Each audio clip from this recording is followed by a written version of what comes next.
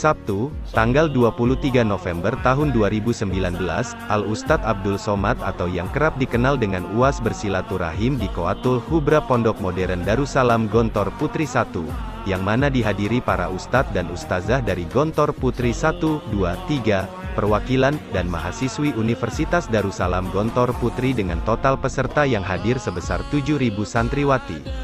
Biasanya ketika saya hadir di suatu majelis, selama saya akan ceramah, pasti para hadirin akan heboh dan berebutan Ustadz Somad, Ustadz Somad, Ustadz Somad, sampai saya kebingungan karena rebutan salaman. Tapi kali ini saya masuk tadi, saya buka kaca mobil dan saya melambaikan tangan saya, semuanya tetap diam, tidak ada yang merespon lambaian tangan saya. Dalam hati saya berkata, kapok kamu Somad kali ini, biasanya dikerubungi sama hadirin, kali ini dicuekin. Tapi menurut saya bukan cuek, tapi beradab sebagai calon murabiyah yang berkualitas memang harus menjaga akhlaknya, tutur Al-Ustadz Abdul Somad saat berbicara di mimbar. UAS menyampaikan 3 kunci sukses dalam pendidikan, yaitu, pertama, orang tidak pernah mau tahu prosesnya, tetapi hanya mau tahu hasilnya. Pemimpin negeri yang baik dilihat dari wanitanya. Jika wanitanya buruk maka generasinya akan hancur, dan jika wanitanya baik maka generasinya akan baik. Kedua, tumbuh dengan banyak ilmu yang bermanfaat. Begitu juga dengan perintah malaikat Jibril kepada Nabi Muhammad atas anjuran untuk membaca, beliau menyampaikan, tumbuh dengan perkembangan yang baik melalui proses yang panjang sehingga mendapatkan tambahan ilmu pengetahuan selama proses itu berlangsung. Kalimat ketiga ini saling berkaitan satu sama lainnya. Maka, pengertian etika dibentuk oleh manusia, sedangkan adab tidak dibentuk oleh manusia melainkan dari ajaran agama, khususnya agama Islam, jelas UAS saat menyampaikan materi di depan 7.000 santriwati. Assalamualaikum warahmatullahi wabarakatuh.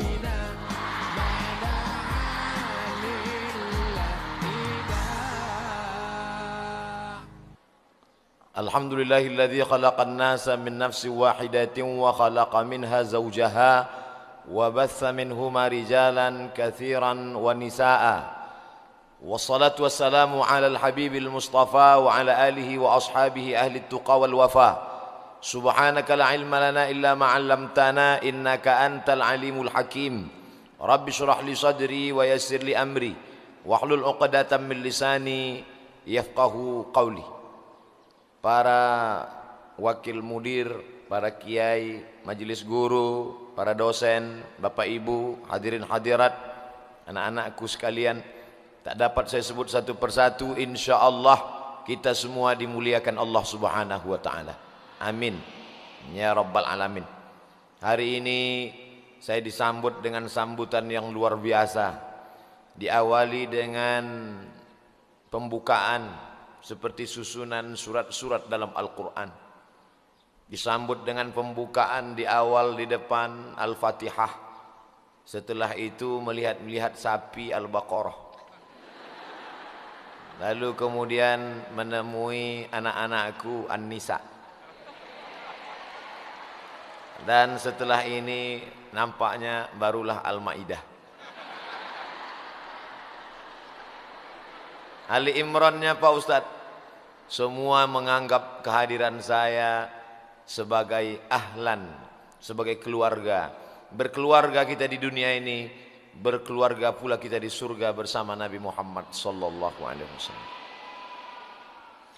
Tidak pernah terlintas di pikiran saya akan memberikan tausiah di Gontor Putri 1 dan 2 di depan santriwati dan mahasiswi sebanyak 7.000 orang. Tidak pernah sedikit pun. Kenapa demikian? Ini nikmat besar. Saya dibawa oleh Kiai Ma'ruf, pimpinan Gontor 7 Putri di Pekanbaru Riau, dengan Ustadz Fajriansah untuk makan malam. Dan saya tidak pernah menolak undangan makan malam. Walaupun saya tahu tidak ada makan malam yang gratis. Dan ketika kami sedang makan, karena menyambut pimpinan pondok pesantren dari Malaysia, lalu kemudian Ustadz Somad, kami mau ke airport. Ada apa?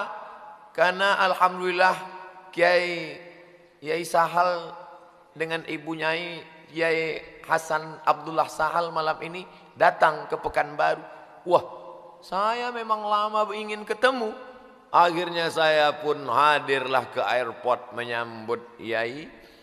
Dan yang saya kesalkan waktu itu, fotonya kaki saya kelihatan, saya pakai sendal jepit. Karena memang tidak ada persiapan mau menyambut Kiai. Dan maksud hati mau mencium tangan beliau, mau ngalap barokah, mau nyambung silaturahim. Beliau langsung, nanti Ananda Abdul Somad datang ke Gontor dan silaturahim, memberikan tausiah. Jadi sejak saat itu detak jantung saya memang tidak normal. Makanya dari tadi selama diajak keliling oleh Kiai, maka saya banyak-banyak baca alam nasrah laka sadrak supaya lapang dada. Kalau sudah hati lapang, maka insyaallah fa inna ma'al usri yusra, inna ma'al usri yusra. Tapi bagaimanapun juga lama ceramah tetap 600 ml. Saya tidak dapat menyampaikan tausiah, hanya sekedar bercerita-cerita saja. Lama berjalan banyak dilihat, lama hidup banyak dirasa, lama jadi ustadz banyak yang curhat. Suatu ketika saya menjadi dewan juri musabaqah tilawatil Quran tingkat provinsi Riau. Sebenarnya di balik cerita itu saya mau kasih tahu bahwa saya bukan ustadz kaleng-kaleng. Tapi sebenarnya adalah bahwa satu kamar dengan saya itu seorang doktor, sudah tua, anggota majelis ulama, orang hebat, dosen, punya ilmu yang banyak. Dan dia curhat dengan saya, Ustadz Somad, kekhawatiran saya adalah tentang anak perempuan saya. Ketika dia cerita tentang itu, saya khawatir tentang anak perempuan saya. Saya mulai grogi.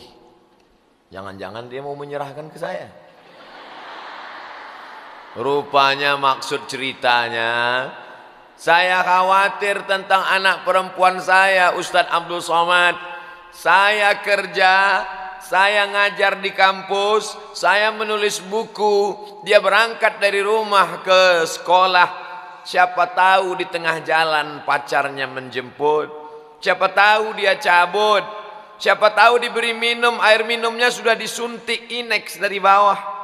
Dikasih obat maaf perangsang. Dikasih obat bius kehilangan kesadaran.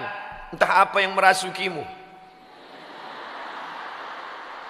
Akhirnya jilbabnya dipakai dari rumah, di tengah jalan dibuka, dimasukkan ke tas. Mungkin dia cabut ke mall. Mungkin dia sekarang sedang dugem. Mungkin dia sekarang sedang di karaoke. Setiap hari kepala saya berkata-kata sampai menulis tidak khusyuk, mengajar tidak tentram. Sampai akhirnya sekarang saya sudah tenang, Ustaz Abdul Somad. Kenapa Bapak tenang? Karena anak saya sudah di pesantren. Oleh sebab itu mereka adalah orang-orang yang berjasa, yang gambarnya ada di hadapan saya saat ini. Al-Maghfur Lahum, Trimurti pendiri pondok modern, pimpinan pondok modern. Mereka sebahagiannya sudah menghadap Allah. Tapi 7.000 anak yang ada saat ini dan yang sudah alumni puluhan ribu, mereka sudah menjadi pendidik bangsa, maka mengalir amal pahala mereka. Inilah yang dikatakan Nabi SAW, Al-Kayyis, orang yang cerdas. Siapa itu orang yang cerdas? Mandana nafsahu, yang mampu menekan hawa nafsunya, wa amila lima ba'dal maut, dia berpikir apa yang akan tetap mengalir setelah dia mati.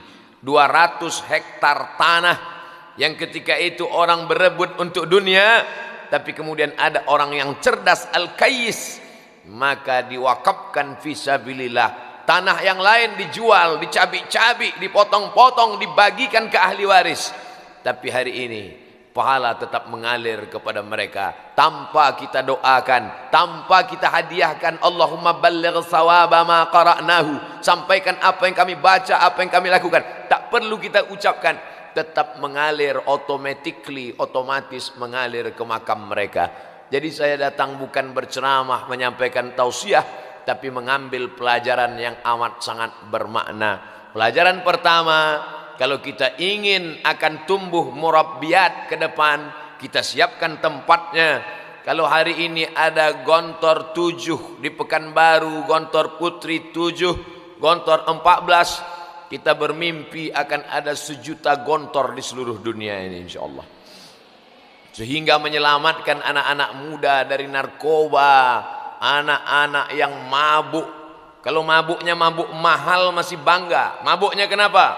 Karena sabu-sabu. Masih agak keren. Mabuknya sekarang mabuk lem kambing. Na'udzubillah. Bagi yang laki-laki dan perempuan. Tapi hari ini di hadapan saya adalah anak-anak perempuan, diberikan tema bagaimana mewujudkan, menciptakan, membentuk murabbiyat. Kata Imam Al-Munawi, makna murabbiyat itu ada 3. Yang pertama, makna murabbiyat adalah insya'us syai'i halan fahalan ila haddit tamam. Insya'us syai'i halan fahalan ila haddit tamam. Belajar imla. Membentuk sesuatu dengan tetap sabar melihat prosesnya sampai dia benar-benar sempurna. Inilah sekarang orang yang tidak sabar untuk melihat proses. Dia maunya seperti sesuatu yang bim salah bim abrakadabra. Semuanya mau cepat saja karbitan. Sedangkan pisang saja kalau masaknya tidak melalui proses, diambil pisang hijau dikarbit bergumpal-gumpal, diambil jeruk yang hijau dikarbit, warnanya kuning juga, tapi manisnya tak terasa. Oleh sebab itu 6 tahun ini adalah insya'us syai'i halan fahalan ila haddit tamam. Prosesnya panjang luar biasa. Ustaz Abdul Somad di kamar yang sekian kali sekian ini ada sekian santriwati di dalam. Tempat boleh sempit, tapi hati tetap lapang. Ini yang menanamkan di dalam jiwa itu, maka dia akan siap untuk menjadi murabbiyat. Kenapa? Karena memang dia dididik dengan pendidikan, bukan tinta di atas kertas, bukan untayan kata-kata yang indah, tapi langsung tatbiqi, bukan nazari, tapi amali. Dan saya melihat ini secara real dan nyata. Makanannya halal. Kenapa? Karena lele yang di belakang halal. Lele itu makanan di waktu malam, karena namanya lele, lail. Sedangkan yang untuk siang ada gurami. Tanam-tanaman terhampar luas subur. Ustaz Abdul Somad, semua yang Ustaz Abdul Somad lihat ini adalah proses insya'us syai'i halan fahalan ila haddit tamam. Apa yang saya lihat hari ini semuanya proses. Proses bagaimana santriwati setahun, 2 tahun, 3 tahun, 5 tahun, 6 tahun mudabbirah, menjadi musyrifah, menjadi mursidah, menjadi ustazah. Ada proses panjangnya. Begitu juga dengan ini, ada kolam ikan dipanen 3 bulan sekali, terus berputar sampai sempurna. Sampai kepada proses sapinya pun begitu juga. Ini sapi 10 bulan yang lalu masih kecil, tapi sekarang 600 kilo. Dan nanti akan ada prosesnya. Tolong Ustaz Somad kasih makan dulu. Jadi saya tadi sempat juga ngasih makan sapi. Dan sudah direkam, ada video pendeknya, tinggal like and share. Abdul Somad sedang diperlihatkan tentang sebuah proses. Manusia dengan gajah sama usianya. Gajah 60 tahun, manusia pun 60 tahun. Tapi beda. Gajah begitu lahir, keluar dari perut ibunya langsung berdiri sempoyongan dan bisa berlari.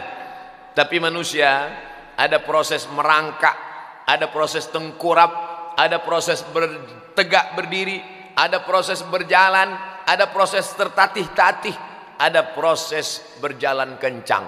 Kenapa manusia begitu perlu waktu yang lama untuk menuju ila haddit tamam? Karena manusia disiapkan untuk menjadi inni ja'ilun fil ardi khalifah. Maka melewati proses ini mesti memang dengan penuh kesabaran. Suatu ketika Ustaz Abdul Somad sebelum berangkat ke Mesir, pelatihan bahasa Arab 2 bulan di Jakarta. Hari Sabtu, hari Ahad libur. Rasanya bosan kalau cuma duduk-duduk saja di asrama. Akhirnya kami pun jalan-jalan. 4-5 orang jalan-jalan keliling Jakarta. Keempat-empatnya dari luar Jakarta dan belum pernah ke Jakarta. Jadi kita naik apa? Yang paling irit Metro Mini. Akhirnya naik di mana kita bisa melihat plaza, kita akan turun. Karena kita sangka kalau plaza pasti mall. Akhirnya berhenti di Plaza Jakarta. Naik ke atas, rupanya kantor. Ketika kami sedang keliling jalan-jalan, salah satu dari teman saya duduk di atas kursi. Yang lain terus berjalan, saya lihat dia duduk di atas kursi. Kami pun mundur lagi ke belakang, saya tanya, kamu kenapa duduk di atas kursi ini? Coba lihat ke belakang, Mat, kata dia. Coba lihat ke belakang. Waktu itu dia manggil Mat aja, belum manggil Ustaz. Coba lihat ke belakang.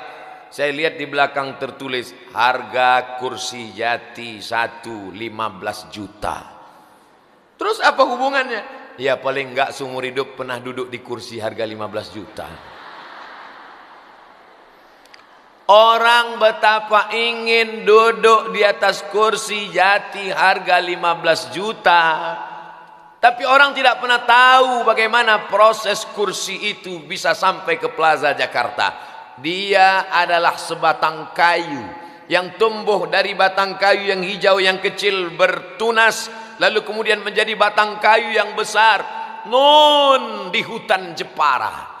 Lalu setelah besar digergaji, dipotong, setelah itu dijemur kering, kulitnya dikupas, diukir, dipahat, dibentuk kertas pasir, dicabik-cabik, barulah jadi kayu. Tapi kemudian belum dipaku, dibawa ke Jakarta, dicat, dipaku, dipasang beludru, diletakkan di dalam kotak kaca. Setelah itu barulah semuanya terkagum melihat. Ketika mereka sampai, semuanya bertecak kagum. Dan bahkan seorang suami ketika melihat kursi itu meleleh air mata karena mahalnya luar biasa. Istrinya minta terus. Orang tidak pernah mau tahu prosesnya, orang hanya tahu setelah dia jadi apa. Oleh sebab itu anak-anakku sekalian, kenapa Ustaz sudah 2 kali nyebut anak? Kiai ngasih tahu. Al-ma'had ma'hadukum, al-banat banatukum. Padahal tadi saya maunya manggil adik-adik tadi. Tapi dibilang banatukum, baru saya sadar rupanya saya sudah tua. Anak-anakku sekalian, begitulah manusia ini tidak pernah mau tahu proses. Dia mau setelah jadi. Maka dalam proses ila haddit tamam ini sabar-sabar. Kami sudah sabar Ustadz, betul. Saya hanya cerita saja, bukan nyuruh sabar, tidak. Saya tahu anak-anakku lebih sabar daripada Ustadz Abdul Somad. Lalu kemudian ada seorang laki-laki yang gagah perkasa, menyematkan cincin yang cantik dan indah di tangan seorang perempuan yang cantik, gadis jelita yang baru saja akad nikah, dengan senyum yang lebar karena memang mulutnya lebar. Aku terima nikahnya dengan mahar sebentuk cincin emas berlian permata bertahtakan zamrud katulistiwa tunai. Semua mata melihat cincin yang indah, Masya Allah, tabarakallah, foto pun silih berganti. Tapi orang tidak satu pun mau tahu bagaimana proses cincin itu, batu itu. Bagaimana cincin itu adalah emas, dan emas itu dari pedalaman sungai di Kalimantan. Mereka mengambil tanah liat, dimasukkan ke dalam kuali, diputar di sungai untuk memisahkan 3 yang kuning. Kuning tanah liat, kuning emas, dan kuning satu lagi. Setelah sampah-sampah terbuang, setelah tanah liatnya bersih, nampaklah ada kuning butiran-butiran. Setelah itu yang kuning-kuning emas ini dicampur, dibakar, dipahat, diukir, dibentuk kurang sempurna, dibakar sekali lagi, dipahat, dibentuk, barulah diletakkan permata. Permatanya pun dari dalam tanah. Batu yang kuat itu dibelah, setelah dibelah dipecah, setelah itu diambil butiran permata, diasah dengan gerenda, dirapikan, setelah itu diletakkan di atas cincin emas, diletakkan di tangan, diletakkan di etalase kaca di toko emas. Laki-laki dengan perempuan yang akan menikah, laki-laki itu bertanya, "Adinda, cincin mana yang kau mau untuk pernikahan kita?" "Ini." Dipanggil penjual, "Kok berapa harganya?" 300. "Apa?" Orang hanya tahu hasil akhirnya dan tidak pernah mau tahu bagaimana prosesnya. Begitu juga dengan pondok modern Gontor Putri Mantingan 1 dan 2. Ketika sekarang Ustaz Abdul Somad datang melihatnya, wow, amazing, luar biasa. Tapi bagaimana proses para kiai perjuangan mereka dulu. Oleh sebab itu maka datang kemari adalah Abdul Somad ingin melihat bagaimana proses-proses. Semuanya berproses. Manusia ini pun proses. Manusia berproses. Inna ahadakum yujma'u khalquhu fi batni ummihi 40 yawman nutfah, thumma yakunu 'alaqatan mithla dhalik, thumma yakunu mudghatan mithla dhalik. Diciptakan 40 hari dalam bentuk air, 40 hari dalam bentuk darah, 40 hari dalam bentuk daging. Daging ini berubah menjadi tulang. Fakasawnal 'idhama lahma. Tulang itu kami balut dengan daging. Tsumma ansha'nahu khalqan akhar. Kami robah menjadi bentuk yang lain. Fatabarakallahu ahsanul khaliqin. Proses-proses diikuti 9 bulan 10 hari dalam proses yang panjang, barulah lahir dalam bentuk manusia yang sempurna. 9 bulan 10 hari. Kabarnya dulu begitu. Sekarang 3 bulan sudah banyak yang jadi. Na'udzubillah. Tapi Allah Ta'ala ciptakan manusia sempurna ini, maka makna tarbiyah yang pertama, Rabba yurabbi tarbiyah. Hasil dari tarbiyah itu akan lahirlah murabbiyat. Murabbiyat inilah yang akan melahirkan pemimpin-pemimpin masa depan insyaallah. Dan itu lahir dari Gontor Putri 1, 2, 3 sampai 7 dan seterusnya insyaallah. Amin ya rabbal alamin. Kalau Abdul Somad menyampaikan tausiah di depan laki-laki, 100 laki-laki yang mendengar ceramah Abdul Somad, tapi yang betul-betul mendengar hanya 50. Yang 50 lagi sudah pindah ke alam ghaib. Tapi kalau ada yang mendengar ceramah Abdul Somad itu 100 perempuan, maka dia akan melahirkan 100 anak menjadi 200. Tentunya dia punya suami, 100 suami menjadi 300. Dan dia akan punya 100 menantu, 400. Dan akan menjadi selanjutnya 450. Karena cucunya sebagian lahir, sebagian belum. Dari 100 perempuan, maka akan lahir generasi 500, 1000. Oleh sebab itu maka kalau mau mendidik bangsa, betul kata-kata hikmah bukan hadis Nabi. An-nisa imadul bilad. Pemimpin perempuan adalah tiang tonggak negara. Idza salahat salahatil bilad. Kalau perempuannya baik, maka insya Allah negeri ini akan baik. Wa idza fasadat, tapi kalau perempuannya rusak, fasadatil bilad, maka negeri ini pun akan menjadi rusak. Kiai-kiai kita, wakil-wakil pembina kita, dosen-dosen kita, guru-guru kita yang ada di depan ini, laki-laki yang gagah perkasa ini semuanya lahir dari rahim perempuan. Betul? Ada yang langsung turun dari planet Mars? Enggak ada. Oleh sebab itu jangan sepelekan perempuan.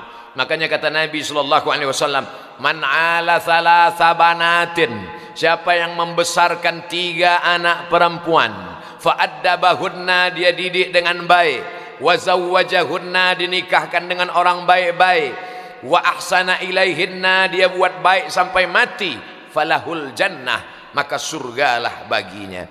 Datang seorang sahabat, ya Rasulullah, berapa anak perempuan?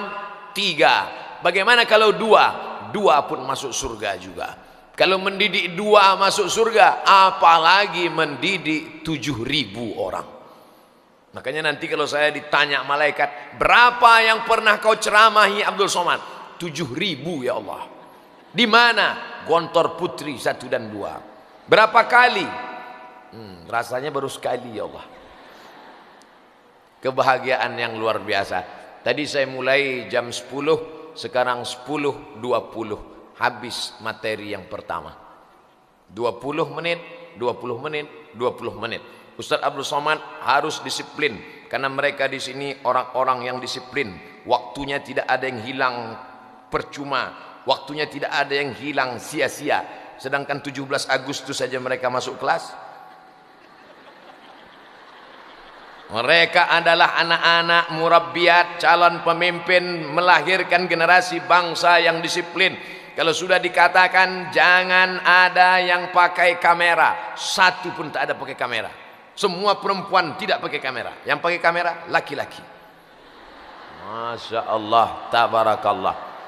Di tempat-tempat lain kalau saya ceramah, itu banyak yang kehilangan kontrol. Banyak, pergi saya ke satu sekolah, menjerit anak-anak perempuan, Ustaz, tapi di sini tadi saya buka kaca, saya melambai, semuanya diam aja. Dalam hati saya, kena kau sekali ini Abdul Somad. Ente hari ini masuk ke tempat murabbiat, bukan cheerleader. Mereka adalah anak-anak. Inilah poin yang kedua. Poin yang pertama, insya'us syai'i halan fahalan ila haddit tamam. Proses yang kedua yang dimaksud dengan tarbiyah adalah an-numu waz-ziyadah. An-numu tumbuh, az-ziyadah bertambah. Sekarang kalau sudah disebut kata tumbuh, selalu kita dengar iklan di TV. Tumbuh itu ke atas, bukan ke samping. Bukan pertumbuhan itu yang saya maksud.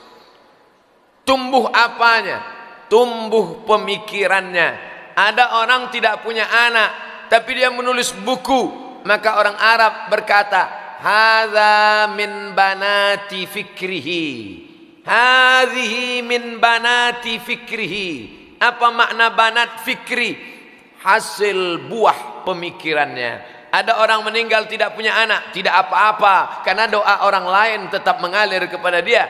Tapi ada orang punya banat fikri, tumbuh pemikirannya. Imam Nawawi tidak menikah, tidak punya anak. Imam Ibnu Taimiyah tidak menikah, tidak punya anak. Sayyid Qutb yang menulis tafsir fi zilalil Quran tidak menikah, tidak punya anak. Bahkan Syekh Abdul Fattah Abu Ghuddah menulis satu kitab berjudul Al-Ulama Al-Uzzab Alladzina atharul ilma ala zawaj. Ulama-ulama yang sampai mati tidak menikah karena lebih mementingkan ilmu daripada pernikahan. Tapi jangan gara-gara ini lalu ada tekad tidak akan menikah. Jangan. Ada ketika saya sampaikan ini datang mahasiswa laki-laki, Ustaz, saya setelah mendengar ceramah Ustaz bertekad tidak akan menikah. Saya katakan jangan. Tapi Imam Nawawi tidak nikah. Imam Nawawi, Imam Ibnu Taimiyah di zaman mereka perempuan yang kelihatan cuman matanya. Zaman sekarang matanya tertutup, yang lain terbuka. Mohon maaf, tidak layak, tidak sopan ucapan Abdul Somad. Tapi yang saya katakan fakta dan data, bukan fiktif dan ilusi. Oleh sebab itu makna yang kedua adalah an-numu. Apanya yang tumbuh?